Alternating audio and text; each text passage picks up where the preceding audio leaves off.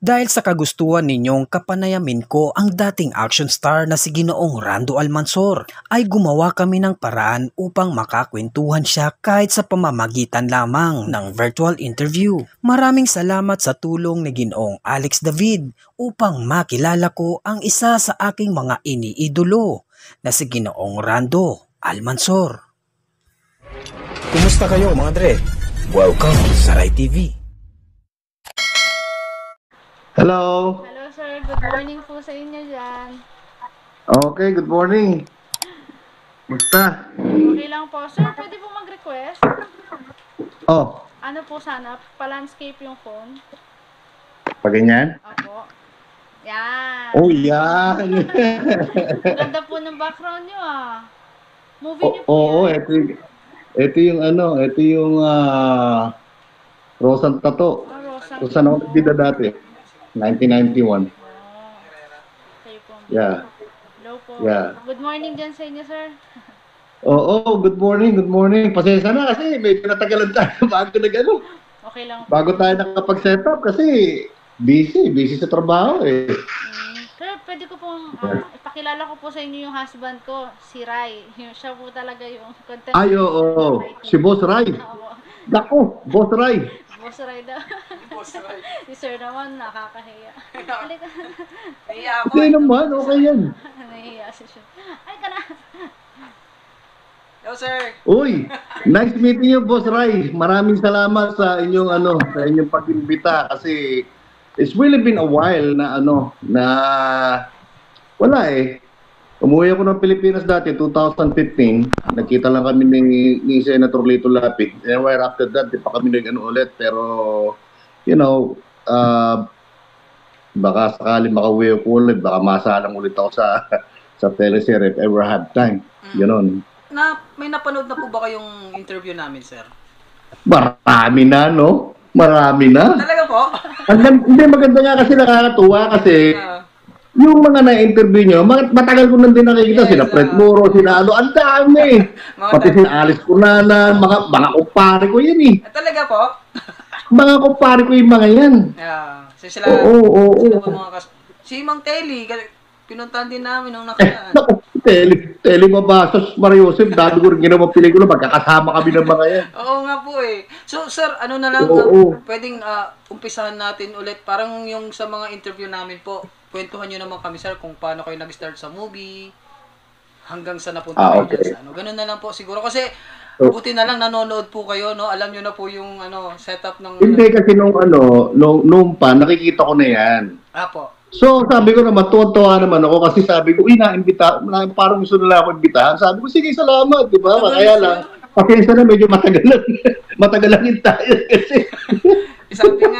sabi nga ni Mrs. busy daw po kayo. Sabi ko, talaga? Nako, pagka hindi ko pa raw ginawa kayo, ma-outsource, di ko lang muna ako niya, mapapire out na ako. Kaya kinakailangan ko rin gawin ngayong araw. Sir, salamat po at pinaglaanan nyo kami ng time. Thank you po. Yeah. Eh ngayon, ganito yan. Nag-umpisa ako, dati kasi sa atin, sa Angeles City kami. So, nag-umpisa ako, nag-DJ ako talaga. Okay. Nag-DJ ako sa mga party, sa mga alam mo yung mga dating party sa Angeles City, sa mga basketball court, mga malalaking sound system. So, brother ko gumagawa ng mga power amps, lahat kami.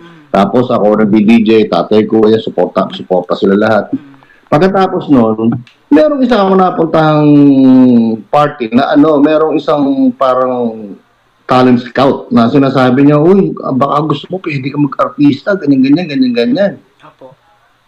So, sinubukan ko. My goodness, talagang pumunta ako na Manila, ang dala-dala kong bag hanggang dito.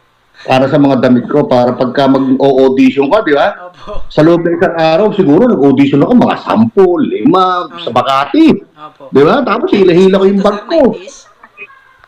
Oo, mga ganon.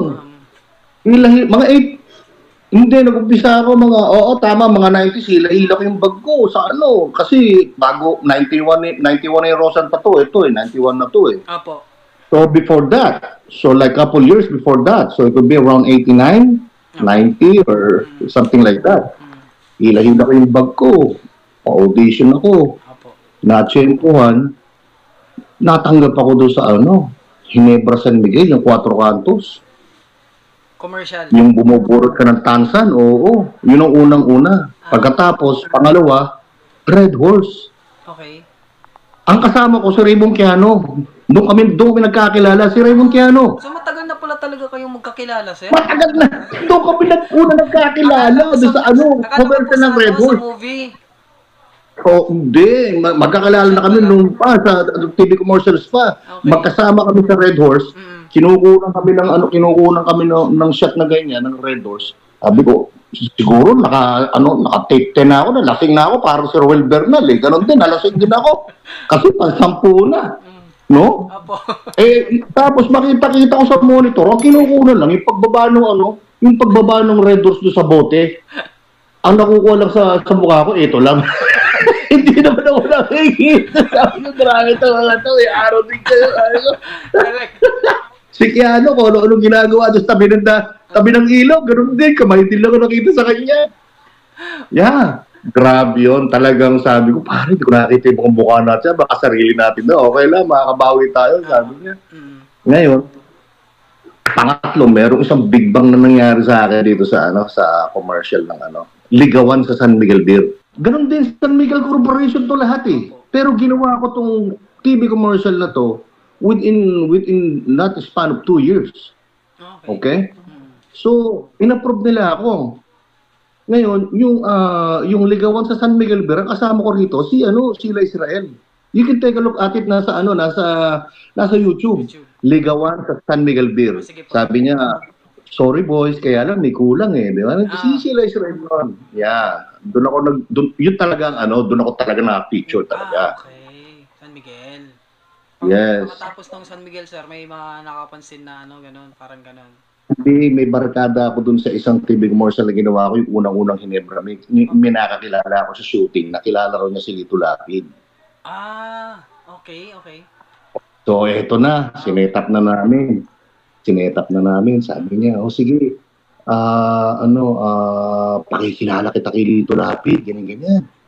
Pumunta kami ng Pampanga. Talagang napakabait ang tao. Sa lahat, talagang taas ang dalawang kamay ko. First time ako nakilala, talagang inasikap kami para ka talagang kumbaga, kulang lang itrato kang parang hari sa bahay. Nang wala ka masasabi, napakabait, Sus Maria Josep. I'm really like, kung gusto ko magbawa pa ako ng 1,000,000 beses, boss. Parang talagang salamat. Ikaw na lang mahihiya, sir. Ano po? Napakababait ng buong pamilya. Wala kang masabi. Okay. So, ayun, nagkataon, nag-birthday siya, no? Ginawa namin, ako nag-DJ. Dinala ko lahat yung system ko sa bahay nila, sa Porac. Yeah. Nung matapos yung party, binabayaran kami. Sabi ng tatay ko, hindi kami nagpunta rito para magpabayad sa'yo. Pa-birthday namin sa'yo yan eh. Okay. Pa-birthday namin sa'yo yan, hindi namin tatanggapin yan. Opo. Galit yung tatay ko, ayaw niya tanggapin. Ayoko rin tanggapin, ano? Anong gagawin natin? Sabi niya, anong gagawin ko sa inyo? Bahala ka na. Sabi ng tatay ko. Sabi ni Lito Lapid, sige, pumunta kayo dito bukas ng gabi. Inuman na naman kami. Kasi nagkakwentuhan kami kasi that time, nung at the same time nangyayari nagdi-DJ ako, nagda-dance instructor ako eh. Nagdi-DI ako. Oh, hindi ko alam yan, sir, Yeah. Nagdi-DI ako. Bago nag-umpisa yung mga DI na yun, kami naunang DI sa Pampanga, sa Angeles City, no? Kayo pala pioneer. Sa Casa del Sol. If you go to take a look at it, merong i-research mo Casa del Sol. Dati, malapit sa tulay nung papunta sa Dao. Okay. Merong isang bahay doon na ginawa nilang parang diskuhan, ganyan. Yun, lahat ng mga dance instructor. Ngayon, yung pinsang kong babae, si Angelica Almansor, siya naman nag-push. Tinuruan nila ako. It took me weeks bago ko natutunan. Talaga puro linto nangyayari sa paa ko eh. So, nagda-dance na DDAD akong ganyan, di ba? At the same time, nag-DJ. So, kumikita-kita ako ng on the side para sa eskwelahan, ganyan. So, sabi ni Lito Lapid, dancer ka pala eh. Sabi niya eh. Ako rin, dancer din ako. Sabi niya, kaya madali kang matuto sa fight scene. Sabi niya sa akin. Kasi number. Oo, by number yung mga suntukan ganyan, mga ganon, di ba? So, sabi niya, sakto yan. O sige, halika rito. Alam mo, nagpunta ako sa bahay nila every other day, lahat ng mga lapid, mga pinsan, kapatid, tinuturuan nila ako. Hindi ako napunta ng SOS eh. Sila mismo nagtuturo sa inyo. Sila, yung buong pamilya nila. Oh, grabe. Ganun katindi to. Galing, no? Ganun, kasi nga, napalapit din yung loob niya sa akin kasi wala naman akong hiningi sa kanya kahit ano eh. Opo. Kahit nga nung tumakbo siya ng politika, hindi ako sumama sa sa politika nila. Yung sasali ako sa grupo na maging councilor. Hindi. Hindi? Hindi. Okay. Sa akin, lang, trabaho lang, boss. After nung ensayo nyo na yun, sir, dahil sinabi niya na po sa inyo, dahil i-ensayo kita, isasalang kita sa movie, parang ganun po ba ang sinabi sa inyo ni Senador? Yun na ang mukhang mangyayari talaga. Ibig niyo po sabihin, wala pa talaga siyang sinabi na ano? Wala pa naman talaga sinasabi kasi that time, kasasignin lang niya ng kontrata kay Mother Lily for 6 years. Okay po. So around 1991 o 90, nag-sign din siya ng kontrata kay Mother Lily sa Regal. Opo. So, eto na. Nag-umpisa na nung isa-isayo kaming ganyan. Ako naman okay lang kasi nga natutuwa rin sila dahil nakasunod ako kasi by number dahil pag suntok na lang siya susuntok ako naman nang iilag ako naman susuntok ulit, di ba? Opo. O di may number, di ba? Ayun. Pagkatapos noon, hindi lang yun. Tinuruan pa nila ako paano humawak ng mga baril. You know? Okay. Kasi mga iba awkward humawak. Kita mo si Coco Martin yan, ang ganda humawak ng baril. Kasi, lito lapid ang nasa likod eh. So, hindi ka pwede mga awkward na hahawak ng baril na ganun. It can't be like that, you know. Kasi pagka lito lapid ang kasama mo, mga pobo mo, nakaganon ka, di ba? Mukha nakaganyan. Kasi real life talagang shooter daw yan si Senador eh. Oo. Ay, naku, ganda rin experience namin yan. Namamarag kami ng bato-bato, yung mga ibon sa farm. Talaga. Kami. Oo, ang dala namin air pellet gun, kaming dalawa. Nakasakay kami sa piyera. Yeah. So very close po mga panahon na yun. Senador, sir, hindi ko po alam na ganun kayo sa kanya. Kay Senador. Oo naman. Tapos besides that, so nag-umpisa ako magawa ng pelikula sa kanya, walang piring na katarungan yun. Sunod-sunod na yun. First movie niyo, sir, ano po? Ang first movie ko na ginawa ko, yung Ako ang Bida, itong Rosang Tattoo. First movie po yan. Pero yung first na ginawa ko, yan, yung mga walang piring ng katarungan, nag-umpisa ako kay Lito Lapid. Kay Right after that, pinakalala niya ako sa dati ng producer. Si Jesse Chua, yon. Tapos, nag-umpisa na ako doon. Akalain mo na bigyan ako ng role na ganito. At saka yung kapatid ko si Judas, ang kasama ko ron, si John Regala. Yes. Nabigla ako, wala na si John Regala, no? Totoo ba yun? Wala na, sir. Wala na. Oh my God. Can't believe it. Mas matanda pa ako sa kanya. Ay, matanda pa po kayo doon? Kay John Regala pala? Oo naman. Mas matanda pa ako kay John Regala. Akala ko ang... Hindi kasi, ilang taon si John Regala na namatay? Ilang taon ba si John Regala? Ano na rin, no? Magsi-60. Walang 60 yan. Wala pa. Wala pa. Wala pa po. Wala pa. Ako 56 na ako, mag-57 na ako I'm not covering my age. I don't care. Opo. Kasi as you grow old, kasi lumalaki yung value at saka yung face value mo, no? Ganun lang yun. Kaya ang problema, ang tanong na, kung tumatanda yung tsura mo, ganun. Yes. Di ba? Tama. Yeah, ganun yun. Actually, sir, medyo na-amaze ako kasi nung pag napapanood ko kasi kayo dati, seryoso Rando Almansor eh. Hindi ko alam na jolly po pala kayo in person. Yun ang role ko eh. Kung di ako laban ng pulis, kakampi ako ng pulis. Yes. Naabutan Kung di ako kakampi ng pulis, kaaway ako ng pulis. Kasi 90s kayo eh. At kung hindi naman ako kakampi ng pulis, ako hinahabol ng pulis. O di kaya, ako bubugbog sa pulis. Huli-huli at ako binugbog ng pulis. Opo. Ganun lang yun. Na ano kayo, sir, no? Ganun lang yun, ha? Ang napansin ko lang noon, 90s, kasama nyo yung mga, madalas nyo kasama yung mga batang mga action stars, like Raymart, no? Sila Ian Veneracion. Tama po ba? Oo naman. Raymart Santiago, Ian Veneracion, si pangalan to, Ace Espinosa, sina Dan Fernandez, yung mga kagrupo ko yan, sina Daniel Fernando, pagkatapos si Soren Legaspi, ang dami kong ginawa kay Soren Legaspi kasi si Soren Legaspi, Regal Films yan eh. Oh, yes, yes. Gumawa pa ako kay Ace Berhel, gumawa ako kay Sincha Laster, gumawa ako kay Jess Lapid, ang dami kong pinagsamahan ng mga, si pangalan to, Ronnie Riguez, si Alias Pogi, si Bong Revilla. Alam mo, ang pinanghihinayangan ko lang talaga, hindi ko nakasama sa FPJ.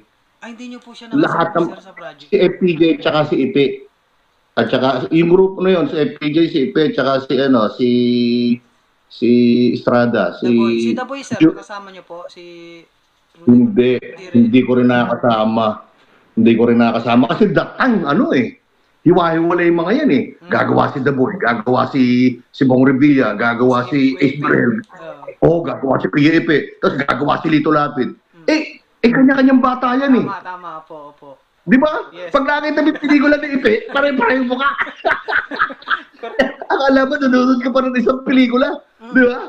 Akala mo, pinapanood mo pa rin yung isang pelikula na pinanood mo nung isang araw. Teka mo na, pare-pareho mukha. Ganun din kay Lito Lapid. Ako rin na makikita nila. Parang ganun FPJ, din, sir, no? Parang FPJ, no? Yung mga sa pagka-FPJ, puro grupo naman ng FPJ naman ng mga, kasama, di ba? Pero ang nakasama ko, yung kapatid ni FPJ, Sukuya Dinky. Conrad? Yung sa Conrad po, yan. Opo. Yan. Ang dami kong mga kasama na matay na rin yata. Pati si Espirhel, pa ba si Espirhel. Ha? Si Alas, Espirhel, no? Di ba si Alas nag-sign din niya sa Regal. Ang dami ko rin ginawa kay Alas. Tama. Yung panoorin yung Huling Sagupaan. Opo. Sir, kumusta si Alas, sir? Bilang kaibigan, katrabaho? Kwentuhan niyo si Alas, yan eh. Minsan nawawala. Narinig ko na yan. Nandun na kami lahat. Nakaporma na kami lahat na ganyan. Wala si Alas. Nasa na si Alas? Talaga? Tapos nagsushooting kami, may kukunan pa eksena, biglang aalis, hindi na babalik. Oh? Yeah. Meron siyang ganun. May ganun siya. Totoo. Hindi ako rin bibiro. Pero sir, kwento niyo naman po kami dyan sa Rosang Tato with Monica Herrera. Eto naman to, Rosang Tato na to. So, si Vice Tractor ko noon, si Dante Javier. Namatay na rin yata si Dante Javier. Wala na rin, Siya. Tapos, ang director ko si Danny Ochoa. Yes. So, yun naman, ang nangyari kasi, sabi sa akin ng producer, bahala ko na kung sino yung gusto ko makasama. Ang ginawa ko, ni-request ko lahat. Yung mga gusto ko makasama, sina King Gutierrez, Res Cortez, sina Mike Bagat, yung mga barkada ko. Oo. Mga bigati. Kasi mga yan, si Danny Riel, na-request ko rin yan. No? Ang dami kong na-request yan. Tsaka pati si Jograd. Jograd de la Torre, Jograd. Marami akong nirequest sa mga artista dyan. Yung gusto ko nakasama talaga, pati nga utol ko, nirequest ko rin. Isang eksena lang eh. Pati tatay ko, nirequest ko rin. Isang eksena rin lang. Niratrat pa yung garahe ko. Ganun ang mga eksena nila. Mga isang pasada lang, tapos wala na. Yung prime na yun, sir, kalakasan talaga ng action films, no? Tagalog, no? Grabe yun talaga. Kasi yung pag gumawa ka ng pelikula noon, kumbaga solo-solo yan. Hindi, pag may kasama kang tao doon, kung ano yung makikita mong tao doon sa isang pelikula, yun na rin ng tao doon sa susunod ng pelikula ng gagawin nila. Pare-pareho ko nga. Correct.